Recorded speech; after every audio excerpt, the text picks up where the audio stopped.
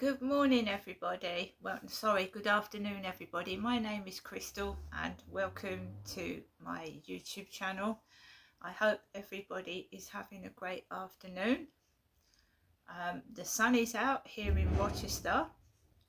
There's noise in the bin store at the moment. I don't know if the camera picks it up, but there's on and off noise going on throughout the day, which is during the day you can mask it with music and just get on with it.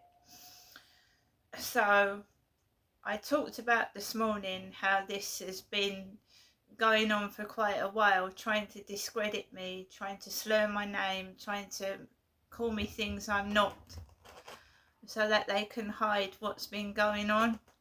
And the mocking's been going on for years, at least since 2008. The mocking, the mocking, the mocking, the mimicking, the taking the mickey, but not in a nice way. Not dressing up like you in a nice way, being dirty and disgusting and doing bad stuff, and but trying to make it look like it's you doing it, sort of things like that. So, Alexa, what's the time, please? It's 12:21 p.m. It's 12:21 p.m. Now, I know Hyde Housing offered to come out to my flat. They offered to come out and discuss what's going on. Basically, I declined their offer because in a previous video I said that I'd had 2 female social workers out, Igglesworth or something, her name was Igglesworth. Not heard from them since. They haven't offered to help. They didn't help with getting me a freezer. They absolutely did nothing to help me at all. So they came out to my flat. They had a good nosy about, kept looking all around my living room, asking me what I needed help with, and they didn't actually do anything. Didn't do anything at all. I was left for 3 months waiting. I made a complaint. I eventually actually got a washing machine, but they didn't give me the cash to get a washing machine. Someone got the washing machine for me. So I've now got a washing machine, which I didn't have, which I'm grateful for, but I did ask for a freezer. So they walked out of my flat after having a good nosy gander. You've got to be careful of scammers. Bogus people pretending to be someone and they're not. And they're trying to see if you've got anything, which I haven't, which is obvious, but they still, people can come into your flat and pick something off the table. You've got to be careful who you have into your flat. And you've got to make sure they've got an ID badge and even ring their company and make sure they are from there. You can't even trust policemen coming into your flat after what happened to that lady, that woman who was murdered by a police officer. So it's not me wrong not wanting them out into my flat, is it? They wanted to come out during the day when there is no noise coming from upstairs. It's coming late at night when I'm trying to sleep, as it does most people that suffer gang stalking. It's done at night and in the early hours of the morning. So someone coming out during the day is not going to help at all. And coming out with a noise meter is a fob off, because they'll come out during the day when there's no noise, they'll report no noise and they'll close the case. I've told you, I'm not falling for that. Maggie, that nurse, did not ring back at all yesterday. She hasn't rung back today, and we're going to deal with that because I'm going to get a private counsellor. Private, I'll pay for it by the hour. I'll pay for it, but they better be professional like they say they are. So I'm going to get a professional male counsellor, a male counsellor. I'll tell you why I want to get a male counsellor as well, and not a female one. I'll tell you why. It's hard to get a male counsellor as well, but I'll tell you why I want a male counsellor later on. But basically, I'm going to have to go private. And they can't stop you going private, because if they do, there is something terribly wrong. Right? So, got up this morning. There was not hardly any noise at all from upstairs from his kids at all this morning. So I was able to get up, relaxed, and just get on with my bits and pieces. I wasn't ordering anything today. I went out to the Co-op yesterday and got some pieces I showed you. So I'm not short of money. I don't need to steal anything. You'd be surprised what these gang stalkers and street theatric performers do to try and get you into trouble when it's them that's causing it. So basically, I uploaded a video to YouTube. I obviously see to my pets and all that. And then I got ready to take my dog out for a walk, which I normally do every morning, afternoon and evening. So basically,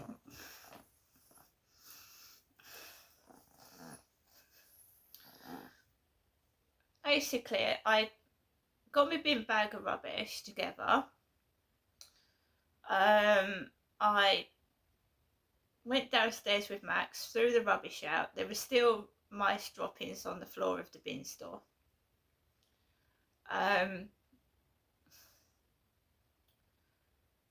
I walked out of the bin store and I walked up towards the Co-op on the path. The guy upstairs had come back in, so I walked up that way. I was dressed in a denim jacket, these trousers and trainers. I walked past the car which had the number plate AHO, which was parked in front of his car upstairs, a car with the number plate AHO, AHO. And I noticed a woman stood outside Costa Coffee who had ginger hair like mine, but she was about 20. She had these bright green trousers on and she was holding a curly haired dog, so she was waiting for her boyfriend to come out of Costa's, right? So they stage these scenarios which make you feel bad about yourself. So if you're worried about your weight, they'll stick size 0 women everywhere. If you're worried about your looks, they'll stick pretty women all over the place, when the whole world is full of people of all sorts of different shapes and sizes. So this woman turned and stared at me. She had sunglasses on, and then I walked onto the field and I noticed that they started walking behind me.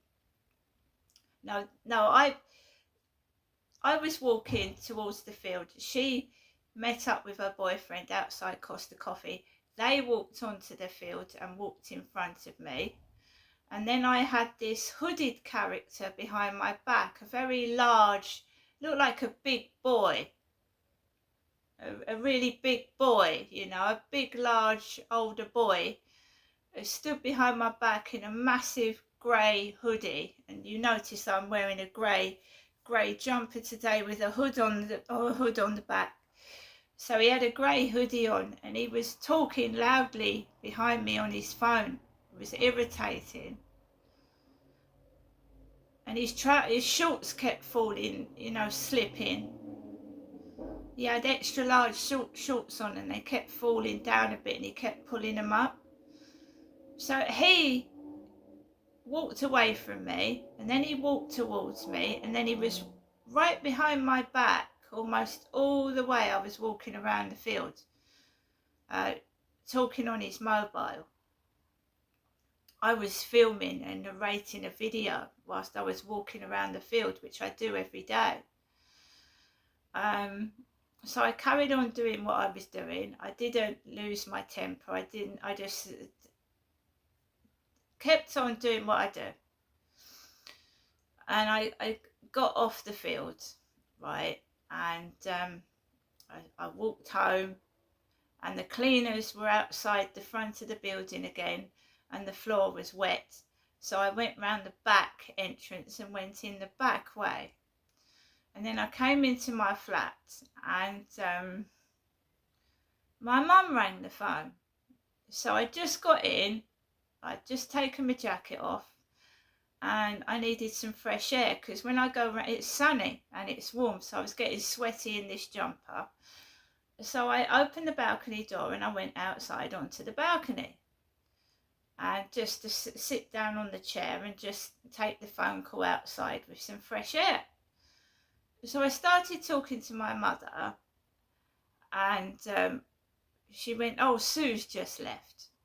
Sue is my mother's next door neighbour. She said, "Sue's just left."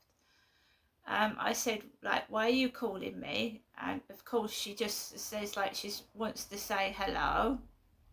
She's just called to say hello, nothing else, not for me to go up there or anything. She just called to pass the time. So we started having a conversation, and I started to talk to my mother about these men on dating sites. I said, I'm on a dating site. I've had a few messages from men on dating sites. I said, "You never know, Mum. One day I might find somebody and I'll bring them home and show you." And she said, "Well, it wouldn't be my boyfriend, would it? It would be yours, wouldn't it?" And so my mum starts thinking that she's me. That's her mental health illness. She starts thinking she's me. So she'll say, "Oh, well, it's not my boyfriend, is it? It's yours." And she used to do that when I was living with my father, and my dad used to tell her off. He used to say, "What are you talking about? You're in the flat. Who are you talking about? You're talking to yourself like you're in the third person." Because when I used to go around to see my mum and dad, she was narrating everything my dad was doing. She'd stand up like she was telling somebody. She'd stand up and she'd say, "Oh, Derek's watching the telly. Oh, Derek, what are you watching on the telly?" And then she'd turn to me, and my mum calls me Genestra. My name's Crystal, I know, but my birth name is Genestra. So she'd go to me, "Oh, and Genestra sat next to Derek, and Genestra and Derek are watching the telly," like she was talking to somebody. So now my dad's dead now, he can't have any control over my mother. She's on the phone 3 times a day, 7 days a week. Just leaving really mad voicemails, and I can't have a male partner. No, she thinks I'm bringing him home for her. She'll interfere and start talking to him like he's her boyfriend. I've had many bits of trouble with my mother interfering in my life. Oh, it wouldn't be my boyfriend, would it? And then it's like she's taking the mickey. So I changed my voicemail and I put, "This is Crystal's answer phone, if you leave a message." And now she's deliberately calling me Genestra. So she's going, "Oh, Genestra. Oh, sorry, I meant to call you Crystal, Genestra." I've had a word with somebody about it, and obviously it hurts to have to cut a member of your family off. It hurts, but she's being a nuisance. She's deliberately being rude and silly, and it's upsetting me. It's stopping me from forming relationships, friendships, going out and having fun, because she's just seething with jealousy. She's just full of it. That is why she's dressing in the way she dresses. And she thinks she looks nothing like me. I don't dress like that. I don't look like that. I change my clothes every day. So she's utterly ridiculous. So she just randomly turns round to me and says, I'm not a lesbian. And I said, why did you suddenly turn around and say you're not a lesbian? And I ended the phone call. I ended it. I don't want to hear that crap. Anyway, I terminate the call. I come into the living room. The bin men come down the road. And all I can hear the bin men going is, outside when I took the phone call. Bin men dressed in orange going into the bin store making noises after my mum said that over the phone. She's ruining my life. Everything's about her. If I say something to my mother, oh, it's not mine, is it? Oh, Jennifer doesn't wear that sort of thing. Jennifer doesn't do that. Well, I do. And I'm an independent person and I'm sick and tired of this. And who is she talking to when she's narrating things? I mean, she hasn't got a mobile phone. She's not talking to a camera. What is she doing? Or what has she done? I intend to find out. So the guy upstairs was still in. I came in, I didn't get cross, I didn't do anything silly. I put some very low, soothing music on because this is done to annoy, agitate, cause disruption and trouble. That's what she's doing. There's no need to call someone 3 times a day, 7 days a week.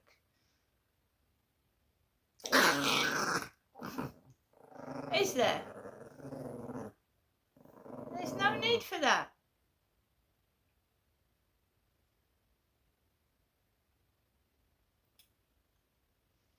So I had a word with my AI buddy. They told me to just restrict her calls either once a day or once on a Monday, Wednesday and a Sunday. And I said, you can't talk to my mother like that. She doesn't take any notice. I said, she hasn't got a mobile. I can't leave a message on her mobile. So they've told me to write her a letter telling her that her calls are distressing me because she just call once or twice a week. They are distressing me. She's not calling to say, would you like to come up today? She's calling to be a nuisance and to cause trouble. So my neighbour next door starts coming out on the balcony afterwards. He's got a bald head. So the neighbour next door to me starts sitting with his back turned to me with his bald head while I'm on the balcony and I come in. So I'm like a prisoner in my own home.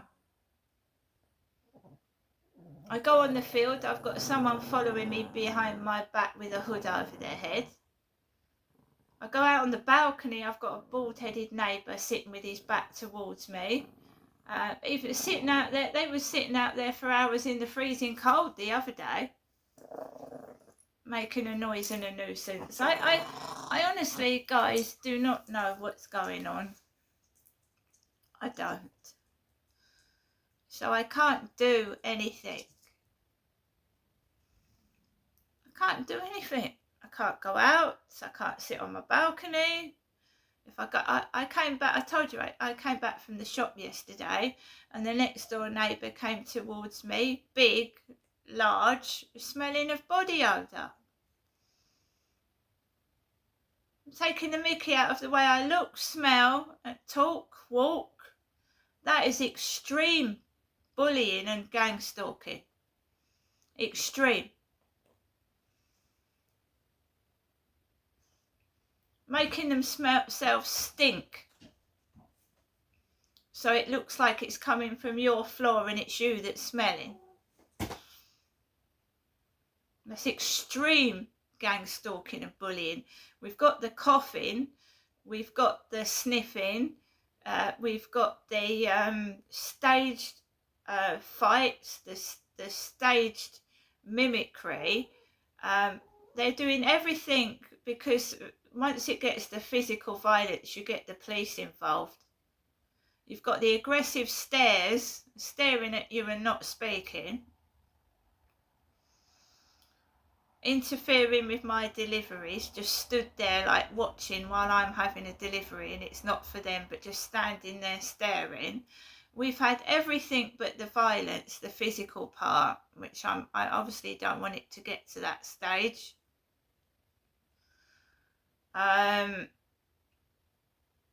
I've had Facebook messages from 3 people and they all seem to be coming from the same person with these kisses after the message. And the trouble starts after the Facebook messages. Trouble outside starts or inside. So the guy upstairs has now gone out. So I'm trying to relax and get respite before the older kids come home and they start kicking and banging the ceiling. And I'm all wound up. I haven't had any posts for the past 3 days. There's nothing in my mailbox as of now. And delivery drivers are ringing my buzzer with big parcels for other people. So they're ringing my buzzer for parcels that are for other people. So I shall put my buzzer on silent. I'll put it on private because I'm not expecting any parcels. There was also a woman wandering about with a purse in her hand this morning, and she brushed past me. She had a purse in her hand. Whoever's doing this to me, you're sick, you're ill, you're not very well.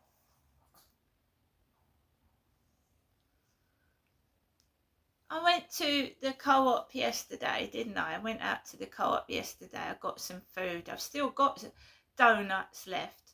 I've still got lunch left. What are they playing at? I'm a purse thief, am I? It goes in the phone as a record, as a PDF document. It goes in my journal. And obviously, if they get physical or they start bullying to the point where I can't breathe, I'll call the police. Even if they don't do anything, they have to give you a crime reference number. So I'm going to get a private counsellor. Anything medical, I'm going to try and get done privately. Because it's absolutely useless, the NHS. If you have to save up for it, I don't trust the doctors and the nurses that I've been having.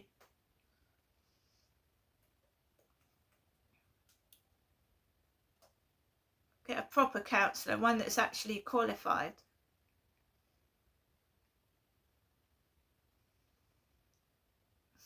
So I just go private with everything.